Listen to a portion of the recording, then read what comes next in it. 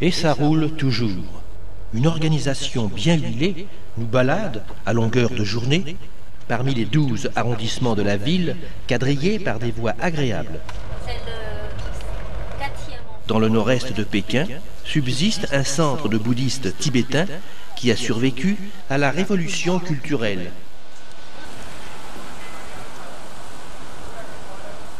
Faute de temps, la visite sera un peu expéditive. Dommage, mais Pékin en 8 jours ne peut se visiter qu'au pas de gymnastique. On rend hommage à Tsongkhapa, réformateur du bouddhisme tibétain au XVe siècle. De vieux moines, invisibles, vivent encore ici. Ils sont rejoints par des novices venus de la Mongolie intérieure.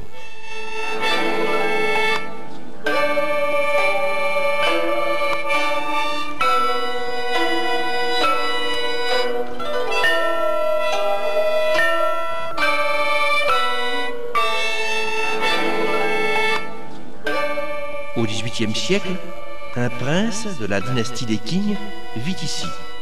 En 1732, il cède sa demeure au lama, baptisé Palais de l'Éternelle Harmonie.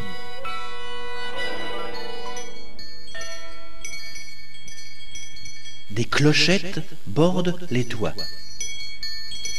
Ces pieux tintements sonnent au vent en l'honneur des 10 000 Bouddhas abrités dans un pavillon.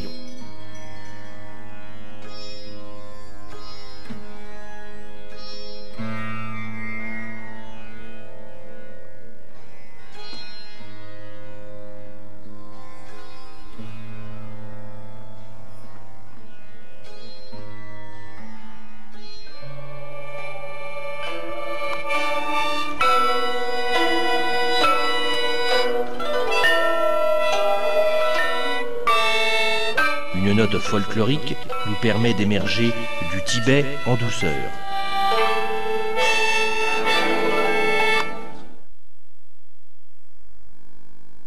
Ces étranges annales alignent sur la pierre l'histoire ancienne de la Chine, devant laquelle on glisse sans rien pouvoir déchiffrer.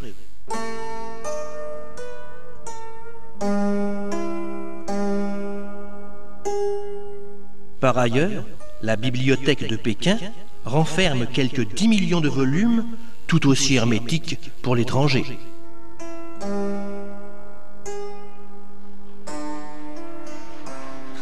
Ces fresques édifiantes nous ramènent au présent, marqué par la révolution culturelle.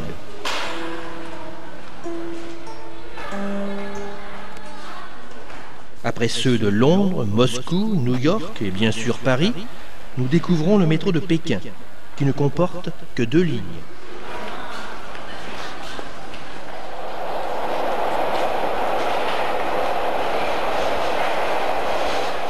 À peu de choses près, c'est tout à fait le métro de Paris. Ce n'est pas très cher, et comme chez nous, bondé aux heures de pointe.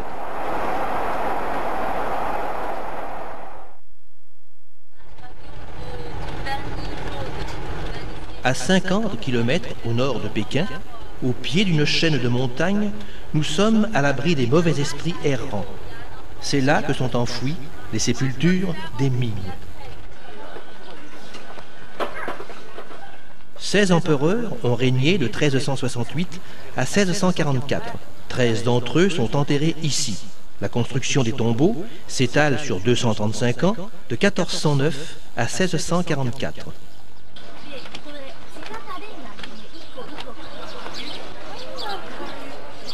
Les bâtiments externes sont trop bien rénovés. Ils y perdent un peu de mystère et d'authenticité. Quant à la partie souterraine, elle est interdite aux photographes.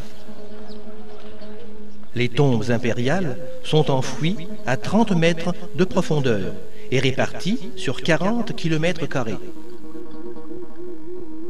Seules 2 d'entre elles, aujourd'hui, sont entretenues et visitées.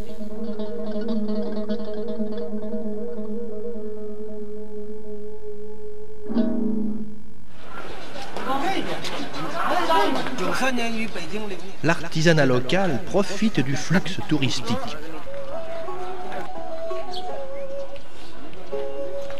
Les tombeaux des Ming sont aussi une promenade idéale pour les Pékinois.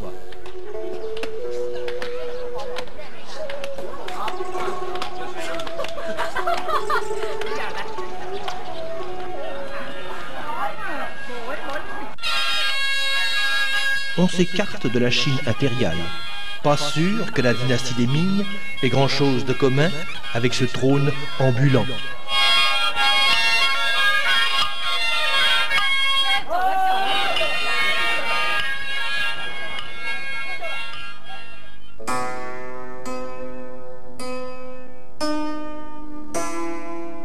Ces animaux mythiques bordent une allée sacrée qui fait partie des tombeaux des Ming.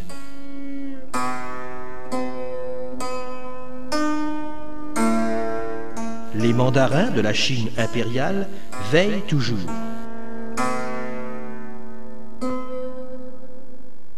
Ils sont secondés par un garde motorisé qui longe les 7 km de la voie des esprits.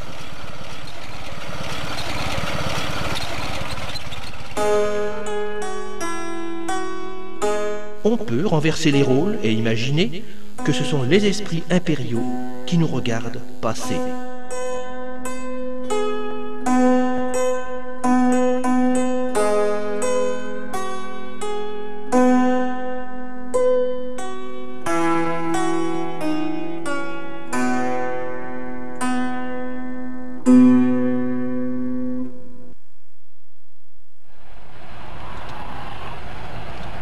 À 80 km au nord-ouest de Pékin, sur la montagne, serpente un monument colossal.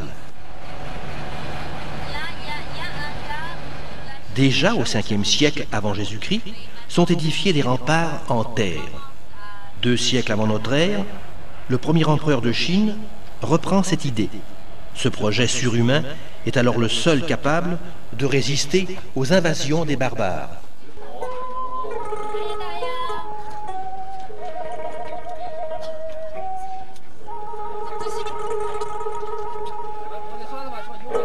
Des restaurations se succèdent, surtout au XVe siècle, sous la dynastie des Ming.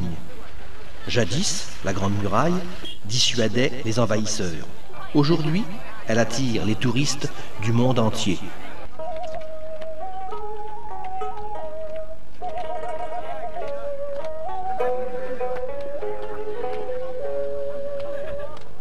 On visite surtout des tronçons restaurés à des fins touristiques. C'est devenu une promenade d'agrément, tout juste fouettée par un vent frisquet.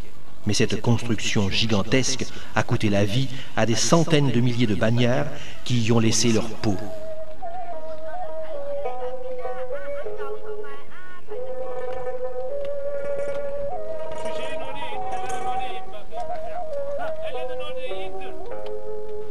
À intervalles réguliers, des tours de guet logeaient les sentinelles.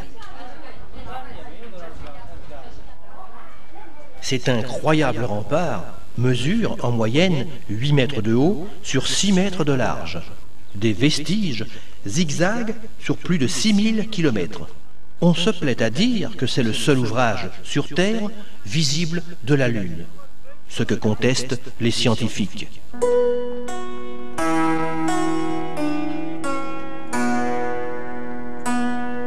Au pied de la Grande Muraille, ce ravissant intermède.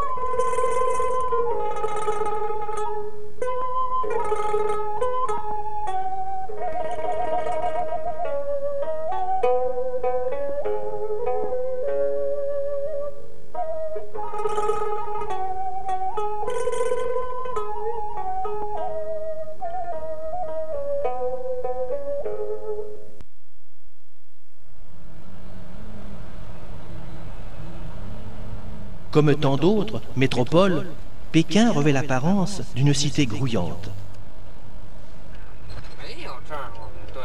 Au sud de la ville, loin de toute logique ou science moderne, cette agitation s'estompe à l'approche d'un parc gigantesque dédié au ciel.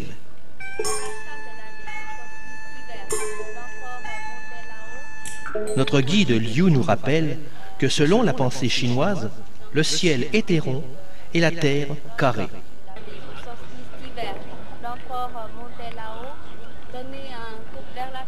Les Chinois ont toujours été intrigués par l'ordre du ciel. Leur théorie géocentrique accouche d'un globe céleste, toujours en vigueur au XVIIe siècle, alors que déjà, durant les 2 siècles précédents, Copernic bouleverse l'astronomie, suivi par son disciple Galilée, qui confirme « la Terre est bien ronde et elle tourne ». Mais en Chine, on n'en est pas encore là.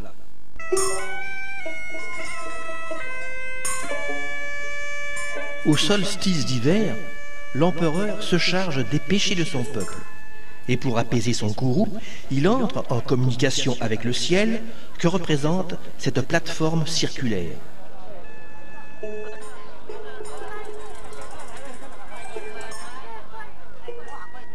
Dans l'axe s'alignent l'autel du ciel, la voûte impériale et le temple de la prière pour de bonnes récoltes. Le dialogue entre le ciel et l'empereur n'est pas toujours fructueux. En 1889, la foudre détruit le sanctuaire.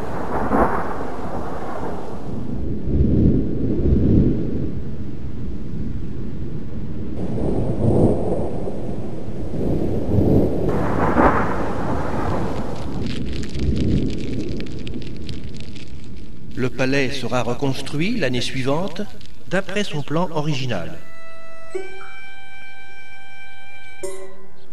L'ensemble couvre près de 300 hectares.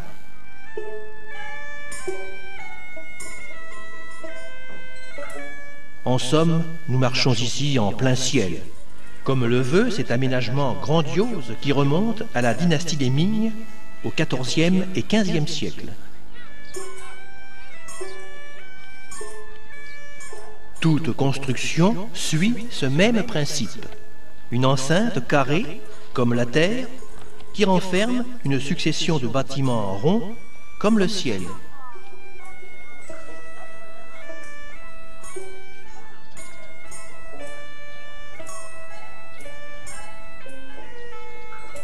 Le temple du ciel passe pour être le plus beau de Chine.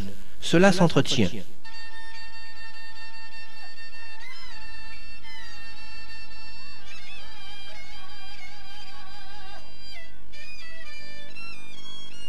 Dans une ville surpeuplée, les jardins impériaux ménagent des espaces conviviaux.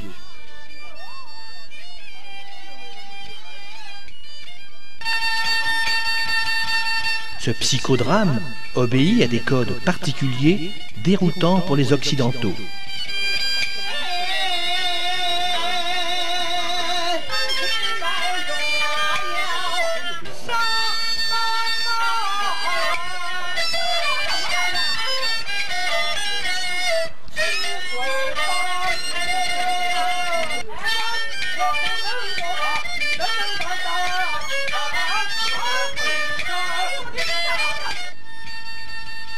À chaque civilisation, ses croyances, son folklore.